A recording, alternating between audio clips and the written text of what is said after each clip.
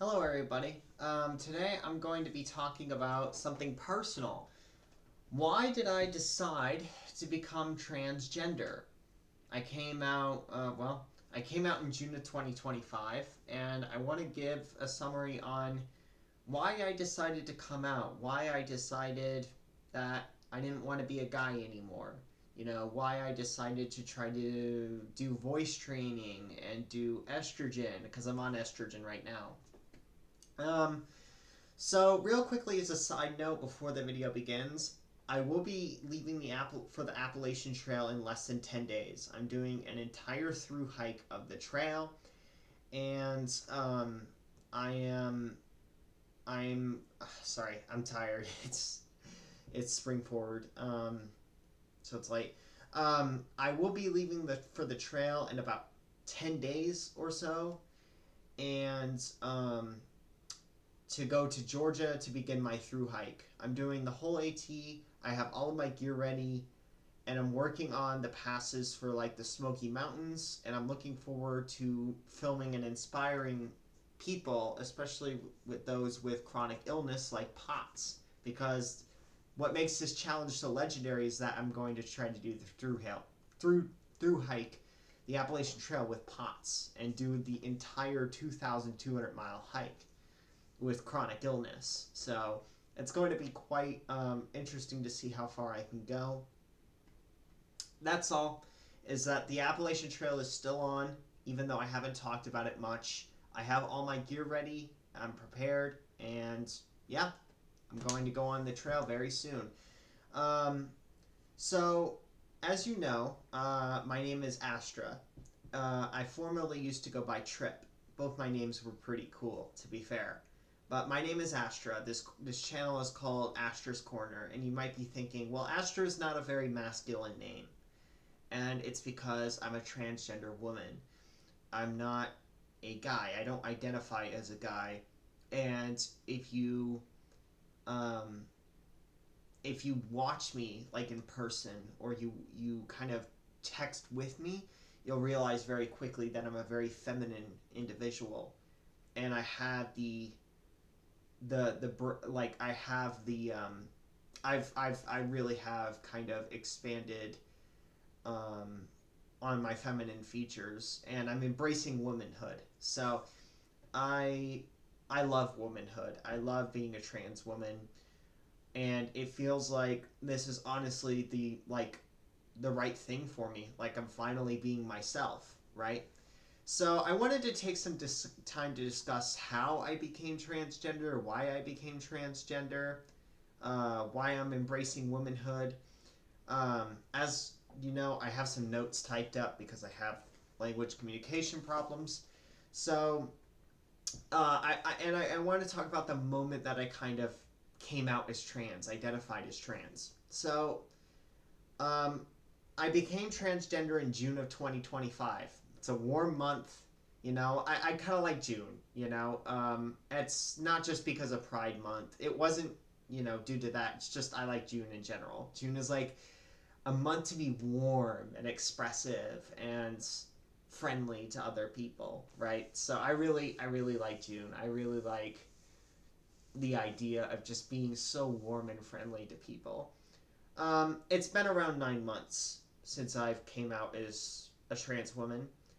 I've discussed this briefly a few times on this channel before, mainly as a response to Think Before You Sleep, as you know.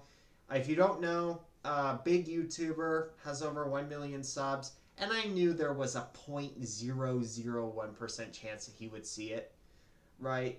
But I wanted at least like maybe a couple of his fans to come over to my channel and get an alternative perspective, right? Because the guy was just basically pulling up TikToks of trans people, like a very vocal minority of trans people that have like dyed hair and nose rings, and like saying, "Look, this is what your whole community is like," and it's like, no, we're a lot more reasonable than that usually, right?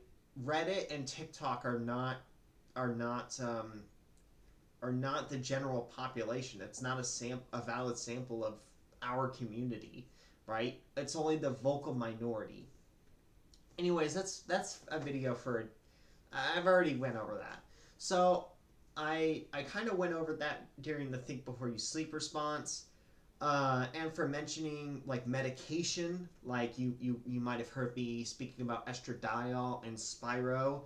That was because I wanted to list the medication interactions that I had in December 2025 when I had my suicide attempts, as you know, in which I'm extremely fortunate to be alive. So, but I've already explained that.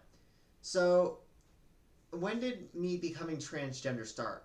Like when did this process started happening, right? Because I didn't just go from one day deciding to be a guy to one day embracing womanhood. So where did it kind of start? Well, it really started in middle and high school. Um, I didn't have much people that I would hang around. I was kind of, you know, um, I was kind of a loner in middle school, but I got some people that I would hang around in high school, some other guys that I would hang around. And in senior year of high school, I was incredibly popular for no reason. Like, I was the nerdy kid that would study advanced pre calculus, right? And do pre calculus problems in my class. And, like, people just loved me for some reason. Like, people loved me senior year of high school, which I found to be very interesting. Um, I found to be very interesting, at least. So, yeah, the guys that I did hang around were very guyish, as you know. And I don't want to stereotype here and basically say that guys are like negative in general, but these are some things that I've noticed from hanging around a lot of guys in my life, like guys in high school or college or middle school. So I'm just going to detail my experiences with them, like being in their circle, because you know girls have their own circle, guys have their own circle, right? Circles. So I was, of course, in the guys' circles for a while. So this is just my experience. So they would always talk about like bench pressing, like, oh, how much bench pressing reps can you do? Can you do 300? Can you do 250? Can you? And they would talk about football, right? And they would talk about girls and their intimate parts, you know, like their breasts. They would talk a lot about their breasts, right? That kind of thing. And they would constantly ask me whether I would like want to have sex and bang this girl on Snapchat or Instagram, if this girl was a hottie, a baddie. They didn't use that language, but you get it. Uh, that kind of thing. In the kind of Gen Z, you know, um, way of expressing things. So such conversations would always make me kind of frown because I didn't really think like that. For example, I never wanted big arms. I didn't want, you know, muscles. I didn't want to look intimidating. I didn't want to look, you know, like a guy that you didn't want to mess around. I wanted to be very thin, kind of non-intimidating. I wanted to be warm and friendly to other people. That's what mattered to me. I didn't care about getting big muscles and going and lifting, you know, doing biceps and whatever the fuck triceps, quads. I didn't care about that. I didn't want to look like big and frightening. I always was kind of scared of other people that were like that and really distanced myself away. Um, I understand lifting is not just for guys. Girls lift too.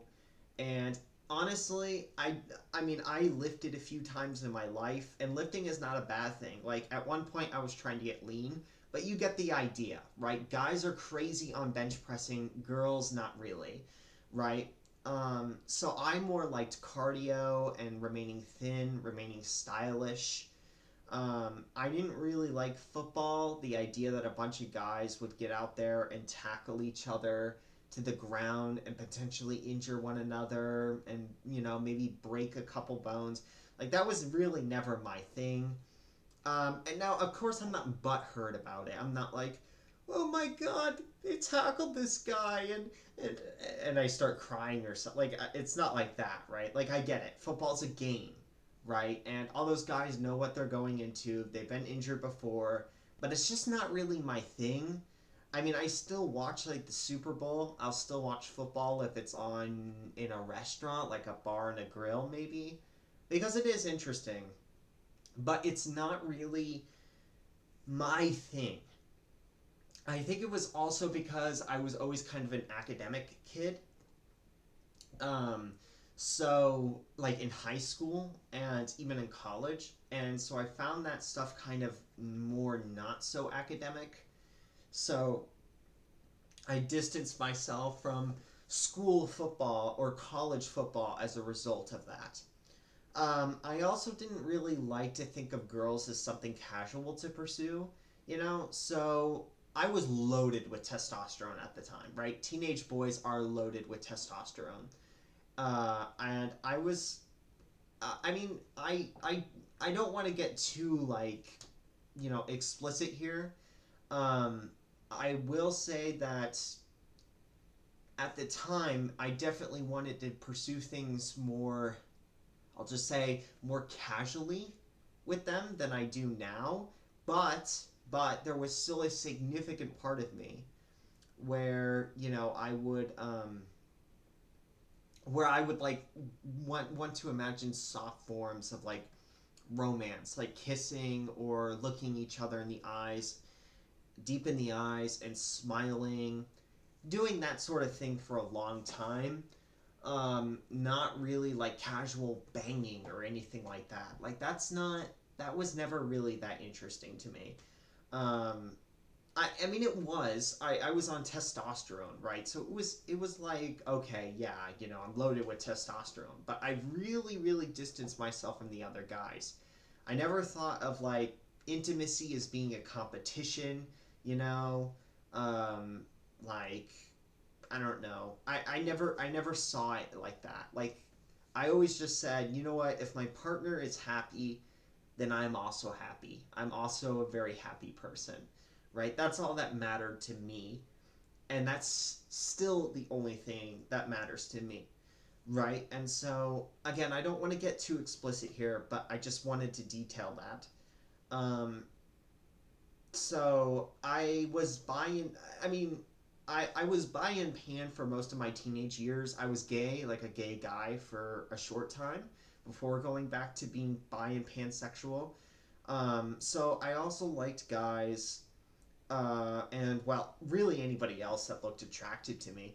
But when it came to guys talk about girls, I never really liked to like use them for my casual pleasure. Like it's it's not really something that I like to think about, right? Like I'm so against guys that like objectify girls, like basically they're objects for pleasure. Like I there are a lot of guys that think that way, and I always distance myself from that kind of thinking. And I was always like, no, like if I get a girl, like if I get a partner, I want to treat them very well, and I want to it's like when it comes to intimacy, I just want to look them in the eyes and just see that glow, see that connection. Like that's what matters to me more than anything else. So, you know, I had this massive disconnect with guys when we were talking like sex at the table or whatever. I had this massive disconnect because I didn't have those same like wanting those same casual pursuits of intimacy. So I don't want to stereotype. This is not all guys. There are very decent guys out there. I'm still attracted to guys that are very nice, very sweet, very pleasant. But this is kind of the main topics, my main experience with a lot of the guys at my table.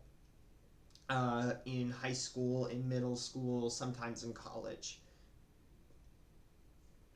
So I didn't. I Now we're gonna shift gears a little bit. I'm just reading. So when it comes to clothing, I did not like overtly athletic or masculine things. You can see this shirt that I'm wearing. I'm actually wearing a sports bra underneath it, but you can see this shirt that I'm wearing, right? It's plain. It's very, very plain. I got this shirt when I was like, I don't know, in my mid teenage years, right? I just like pink and purple, right? That's another feminine thing, is I like pink and purple a lot. But you can tell, like, most of the shirts that I wear are blank, and you can tell that my hoodies are very blank as well. Um, it's not any sort of particular fashion statement, because I know those sorts of things can be like, a massive fashion thing. It's just that well, at the time I wasn't into, I wasn't like, let's go pick out the skirt or, a bra or anything. But I was like, I did not like really masculine things with like big logos, big sports logos, and big, like that was not my thing. So I got like plain androgynous hoodies and very plain shirts. Um, and so that's what I prefer for the longest time, ever since I was like a little kid. Um, Also, when I was a little kid, I've been told that I had a feminine cadence. Like, I don't know, the constant highs and lows in my speech. So that's just something else to note. Is like, somebody has told me that. But these kind of clothing trends have been a thing since I was a kid. I never really liked big logos or big, you know, fancy shoes, big, like, or with like athletic, like that to me, that's not me. It's like a masculine thing. It's not what I'm into. It's never what I was into. So there was a clear mismatch with the type of clothing, with the social deviations, kind of even kind of the emotional range that I had, things of that sort. I eventually realized that I got along with older women whenever I'd go to a social event or a cookout or any sort of activity. I think part of it is because I'm on the spectrum, and older women are very, very sweet. They're very, very sweet people. Um, Older women are, yeah. Um, I just, I'm smiling because I just feel so warm inside. Like, I've been remembering all the older women that I've been talking to in like social events and everything. Like, these women love me for some reason, right? Like, even when I was a guy, like, they would always talk with me. They would always um, comfort me when things went wrong. Like, we just naturally, like, really got along. And so I think part of the reason why is because I have autism spectrum, and so they're very soft, so because of that sort of thing. Because I'm more of a vulnerable individual, if that makes sense. And eventually, I had started to become friends with female same age peers on sites like Roblox in my late teenage years.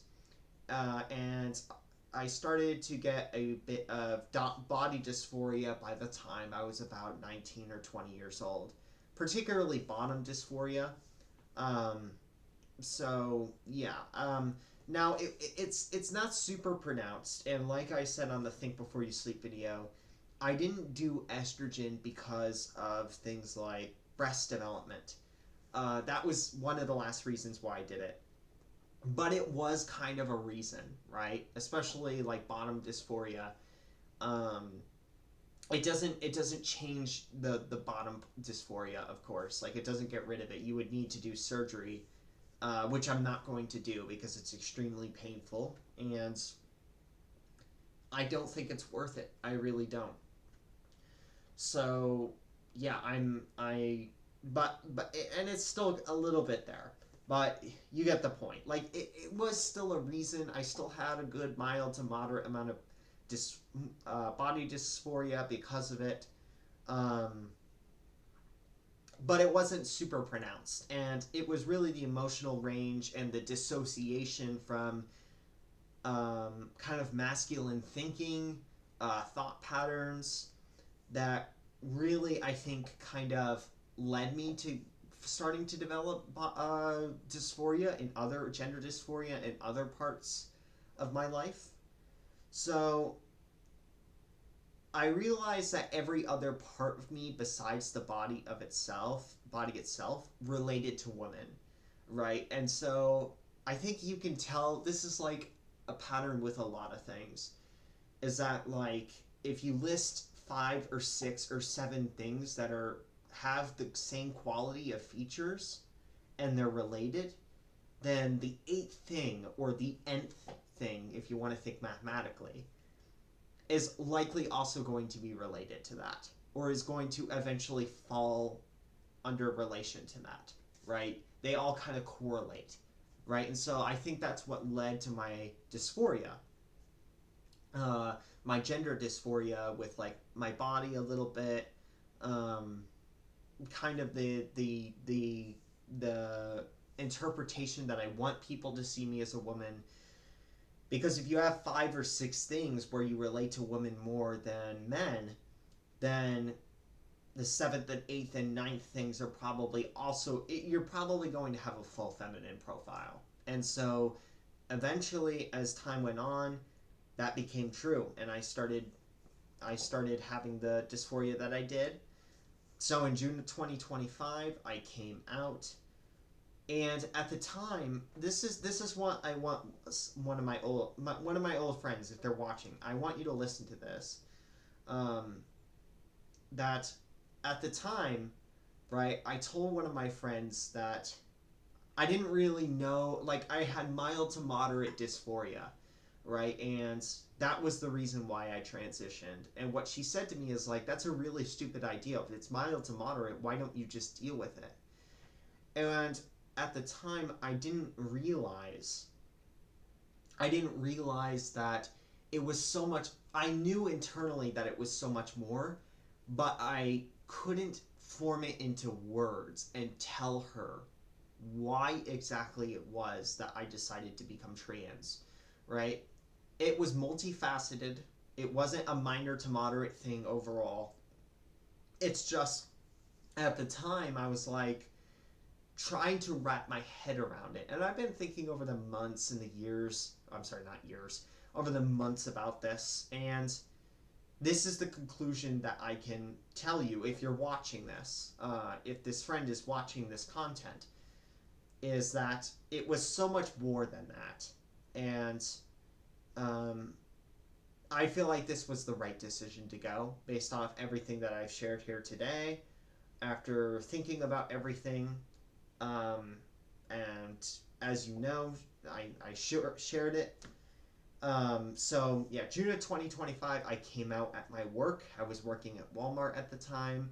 And then August of 2025, I started hormone replacement therapy with Plume. Great company, by the way. And I have slowly become more and more like in tune with my femininity. And I really enjoy womanhood. Like it is the most wholesome thing, the best thing in the world. It really is. Now, I want to say something here, which is that it doesn't fix all my other problems, right? And so I love how soft my hair is.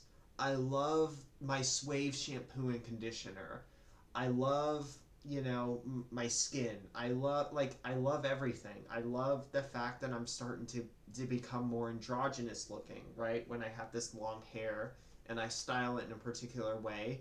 It can be kind of hard to tell whether, so I love all of those things. Those are good things that I thoroughly enjoy about life. And I think the number one thing overall that I enjoy about being a woman is having the emotional range, is having the feminine qualities. It's not about how I look. It's not about how big my breasts are, right? Um, that's all small shit, right? That's all small shit to me. It's having the emotional range and the wholesomeness that really makes really like makes me euphoric, makes me feel really good inside.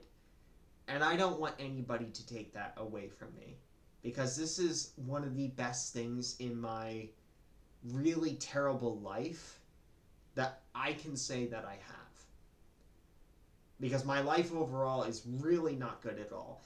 And it's because I have a variety of other mental health conditions like bipolar disorder, GAD, autism, intellectual giftedness that makes me very combined with like poor adaptive behavior, which makes college impossible, socializing impossible.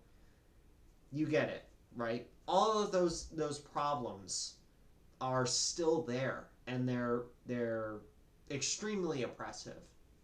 But if there's one thing that I can say that I thoroughly enjoy about my life, it is the feminine emotional qualities.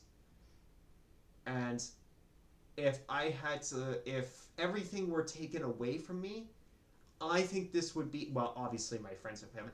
If I had to choose like a couple things to remain in my life and everything else get taken away, I think this would be one of them. I think this would be at the top of my list because this really is one of the things that makes me really happy. So, thank you for listening.